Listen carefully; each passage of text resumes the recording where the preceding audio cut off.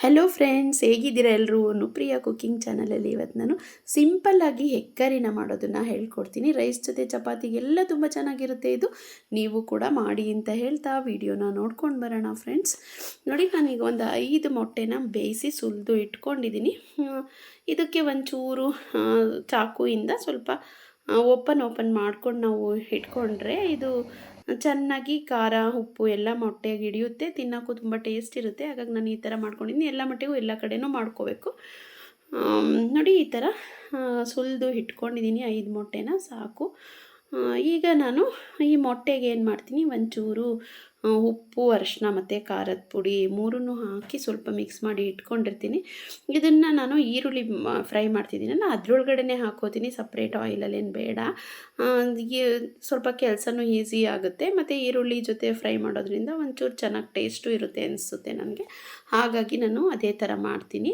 ಈಸಿಯಾಗಿ ಮಾಡೋದನ್ನು ನಾನು ಹೇಳ್ಕೊಡ್ತೀನಿ. ಈಗ ನಾವೇನು ಮಾಡೋಣ, ಇದನ್ನೆಲ್ಲನೂ ಈರುಳ್ಳಿ ಜೊತೆ ಫ್ರೈ ಮಾಡೋಣ. ರೆಡಿ ಮಾಡಿ ಇಟ್ಕೊಂಡಿದ್ದೀನಿ. ಈಗ ಒಂದು ಪಾನಲ್ಲಿ ಸ್ವಲ್ಪ 2-3 ಸ್ಪೂನಷ್ಟು ಎಣ್ಣೆ ಹಾಕಿ ಈರುಳ್ಳಿ ಒಂದು ಅದೇ ಹೂವು ಥರ ಬರುತ್ತಲ್ಲ ಅದು, ಮತ್ತು ಒಂದು ಪಲಾವ್ ಎಲೆ, ಒಂದು ಲವಂಗದ ಜೊತೆ ಒಗ್ಗರಣೆ ಈರುಳ್ಳಿ ಹಾಕಿ ಈಗ ಅದಕ್ಕೆ ಒಂದು 5 ಮೊಟ್ಟೆ ಇತ್ತಲ್ಲ ಅದನ್ನು ಕೂಡ ಈರುಳ್ಳಿ ಜೊತೆಯಲ್ಲೇ ಫ್ರೈ ಮಾಡ್ಕೊಂಡು ಎತ್ತಿಡ್ಕೋತೀನಿ ನಾನು. ನೋಡಿ, ಈ ಥರ ಚೆನ್ನಾಗಿ ಫ್ರೈ ಮಾಡೋಣ. ಮತ್ತು ಸಪ್ರೇಟ್ ಆಯಿಲಲ್ಲಿ ಒಂದು ಸಲ ಏನು ಬೇಡ ಅಂತ ನಾನೇನು ಮಾಡ್ತಾಯಿದ್ದೀನಿ, ಈರುಳ್ಳಿ ಜೊತೆನೇ ಫ್ರೈ ಮಾಡ್ಕೊತೀನಿ. ತುಂಬ ಚೆನ್ನಾಗಿರುತ್ತೆ ಫ್ರೆಂಡ್ಸ್. ನೀವು ಕೂಡ ಒಂದು ಸಲ ಟ್ರೈ ಮಾಡಿ. ಏನಾದರೂ ಕಾಮೆಂಟ್ಸ್ ಇದ್ದರೆ ನನಗೆ ಹಾಕಿ ತಿಳಿಸಿ ಅಂತ ಹೇಳ್ತಾ ಈ ಥರ ಮುಚ್ಚಿಟ್ಟು ಒಂದು 2 ನಿಮಿಷ ಈಗ ನಾನು ಏನು ಮಾಡ್ತೀನಿ, ಮುಚ್ಚಿಟ್ಕೊಂಡಿದ್ದೀನಿ. ಮೊಟ್ಟೆನ ಎತ್ಕೊಂಡು ಸ್ವಲ್ಪ ಸಣ್ಣಗೆ ಹೆಚ್ಚಿರೋವಂತಹ ಟೊಮೆಟೊನ ಹಾಕ್ಕೊಂಡು ಫ್ರೈ ಮಾಡ್ಕೊತಿದ್ದೀನಿ ಅದರಲ್ಲಿ ಆಯಿಲಲ್ಲಿ.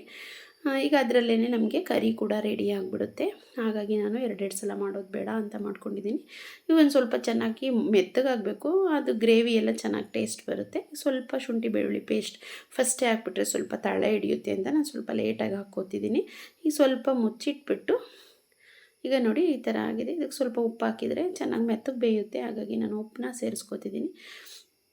ಈಗ ನಾನೇನು ಮಾಡಿದ್ದೀನಿ ನೋಡಿ, ಈ ಥರ ಫ್ರೈ ಮಾಡಿರೋವಂಥದ್ದು ಸಪ್ರೇಟಾಗಿ ಎತ್ತಿ ಇಟ್ಕೊಂಡಿದ್ದೀನಿ. ಆಮೇಲೆ ನಾನು ತೋರಿಸ್ತೀನಿ ಇದು ಹೇಗೆ ಹಾಕೋದು ಅಂತ. ನೋಡಿ, ಈಗ ಈ ಥರ ಫ್ರೈ ಆಗಿದ್ದನ್ನೆಲ್ಲನೂ ನಾನು ಸ್ವಲ್ಪ ತೊಗೊಂಡು ನಾನು ಸ್ವಲ್ಪ ಪ್ಯೂರಿ ಥರ ಮಾಡ್ಕೊಂಡಿದ್ದೀನಿ. ಟೊಮೆಟೊನ ರುಬ್ಬಿ ಅದ್ರ ಜೊತೆ ಅದನ್ನು ನಾನೀಗ ಈ ಮಸಾಲೆ ಒಳಗಡೆ ಸೇರಿಸ್ಕೊಳ್ತಿದ್ದೀನಿ. ಸ್ವಲ್ಪ ಚೆನ್ನಾಗಿ ಬೇಯಲಿ, ಇದು ಹಸಿ ವಾಸನೆ ಎಲ್ಲ ಹೋಗೋವರೆಗೂ ನೋಡಿ ಚೆನ್ನಾಗಿ ಬೇಯಲಿ. ಇದಕ್ಕೆ ನಾನು ಸ್ವಲ್ಪ ಮಸಾಲೆ ಎಲ್ಲ ಈಗ ಹಾಕೋಣ. ಸ್ವಲ್ಪ ಖಾರದ ಪುಡಿ ನಿಮ್ಗೆ ಎಷ್ಟು ಬೇಕೋ ಅಷ್ಟು, ನಿಮ್ಗೆ ಗೊತ್ತಿರುತ್ತೆ ಅಡುಗೆ ಮಾಡೋರಿಗೆ. ಸ್ವಲ್ಪ ಗರಂ ಮಸಾಲನ್ನು ಹಾಕಿ ನೋಡಿ, ಈಗ ಸ್ವಲ್ಪ ಧನಿಯಾ ಬೀಜದಿಂದ ಮಾಡ್ಕೊಂಡಿರ್ತೀವಲ್ಲ ಪೌಡ್ರು, ಅದನ್ನು ಹಾಕಬೇಕಾಗುತ್ತೆ. ಸ್ವಲ್ಪ ಅರಿಶಿನ ಪುಡಿ ಕಲರಿಗೆ, ಒಳ್ಳೆ ಟೇಸ್ಟು ಕೂಡ ಕೊಡುತ್ತೆ. ಸ್ವಲ್ಪ ಅದೇ ಧನಿಯಾ ಬೀಜದ್ದು ಪೌಡ್ರು ಇಷ್ಟನ್ನು ಹಾಕಿ ನಾನು ಸ್ವಲ್ಪ ಫ್ರೈನ ಮಾಡ್ಕೊತಿದ್ದೀನಿ. ಈಗ ನಾವು ಇದಕ್ಕೆ ನೀರು ಸೇರಿಸೋಣ. ನಿಮ್ಗೆ ಎಷ್ಟು ಬೇಕಾಗುತ್ತೋ ಅಷ್ಟು ಗ್ರೇವಿ. ನೋಡಿ, ಗಟ್ಟಿಯಾಗಿದೆ ಅಂದರೆ ಇನ್ನು ಸ್ವಲ್ಪ ನೀರನ್ನ ಆ್ಯಡ್ ಮಾಡಿಕೊಂಡು ಸ್ವಲ್ಪ ತೆಳ್ಳಗೆ ಮಾಡ್ಕೊಳ್ಳಿ. ಏಕೆಂದರೆ ರೈಸಿಗೆ ಚಪಾತಿಗೆ ಬೇಕಾಗಿರೋದ್ರಿಂದ.